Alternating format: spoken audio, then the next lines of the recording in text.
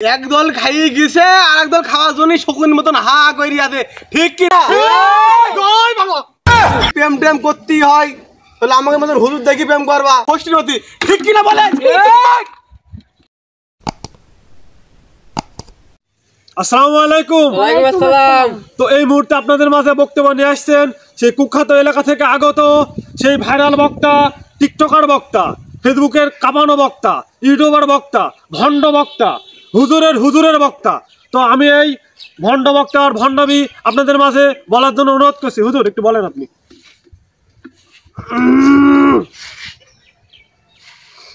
আপনার ভাই কেমন আছেন? আলহামদুলিল্লাহ ভালো, আপনি কেমন আছেন? আছি তো বেশ, আলহামদুলিল্লাহ, আল্লাহ ভালোই রেখেছে, শরীর ভালোই রেখেছে। বক্তব্যের শুরুতে একটা মেসেজ দিয়ে রাখি, ছেলেপিলে আমার বেগগুনি বিয়া দেব আছে, তো কালকে কবার হুজুর জিন্স পরে গেলো, মানে সব দিক সমস্যা। আইটে কইটে দেখালো, টিকটক ফেসবুকে দিয়ে দিলি মিলিয়ন মিলিয়ন ভিউ, বদনাম সব হুজুর গেরি হবে না নাকি? হ্যাঁ, দেখো আগের থেকে বলে রাখি, আমাদের দেশে আবার কোভিড-19 মতন আবার ভাইরাস আসছে, তবে ভাইরাস থেকে সবাই কিন্তু সাবধান, কারণ তারা করোনা থেকে বেশি শক্তিশালী ছিল, সে কাওয়া কাজের চাচা কিন্তু আর নেই। বুঝতে পারছো? ইয়াং ছেলেপিলি তোমরা কিন্তু খুব সাবধান।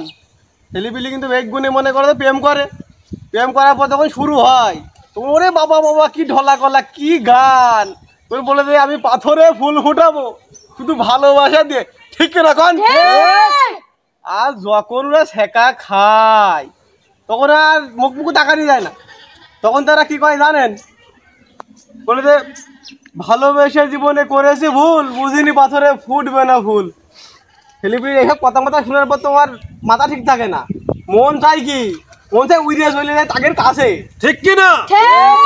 ছেলেপিলি বেগগুলি প্রেম করবে, প্রেম করার পরে ওরা শেখা তো খাইয়ে যাবে, তারপরে আবার যখন ওই বউটা অন্য জনাকে চলে যাবে গার্লফ্রেন্ডটা, তখন আর সে কি গান, তখন বলবে যে হাইটি যায় বুকটা ফাইটি যায়, বন্ধু যখন বউলা আমার বাড়ির সামনে দিয়া, তাছাড়া আর কি করবে? ওদের কোনো কাজ কামনি খাই দেয়, বেকার মানুষ, টাকা পয়সা পাবে আবার নতুন করে প্রেম টেম করবে। হুজুর হুজুর একটু মেয়েদের পক্ষে একটু ওয়াজ করেন, সব তো যুবকদের হচ্ছে, একটু মেয়েদের নিয়ে একটু ওয়াজ করতে হুজুর।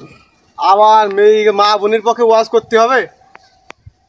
মা বোন তোমরা শুনে রাখো, তোমরা ভালো করে শুনে রাখো, যদি প্রেম টেম করতেই হয় তাহলে আমাকে মতন হুজুর দেখি প্রেম করবা, বেকার ছেলেপিলি না।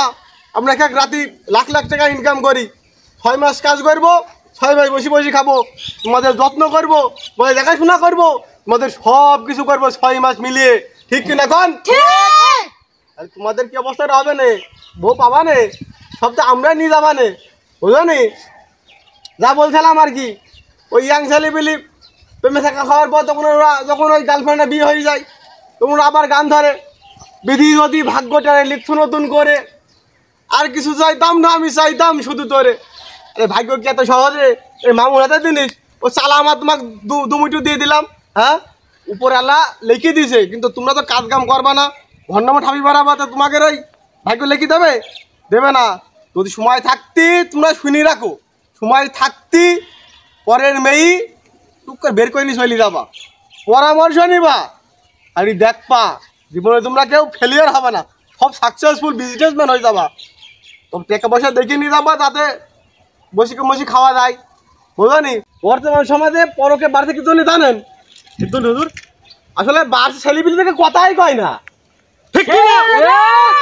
বর্তমান সমাজে পরকে বাড়ার একটাই কারণ, স্বামী বউ হইতে আছে বিদেশ টাকা কামাতি, টাকা নিয়ে দুষ্টু ছেলেপিলি খেয়াল কথা লাইন, তারপর করে ফষ্টি নতি, ঠিক কিনা বলে? তারপর ফষ্টি করার পরে কি হচ্ছে, এক পর্যায়ে ওই বউরি আছে ভাইগে, ঠিক কিনা? তারপরে সব দোষ সমাজের, সমাজ খারাপ, এটা খারাপ ওটা খারাপ।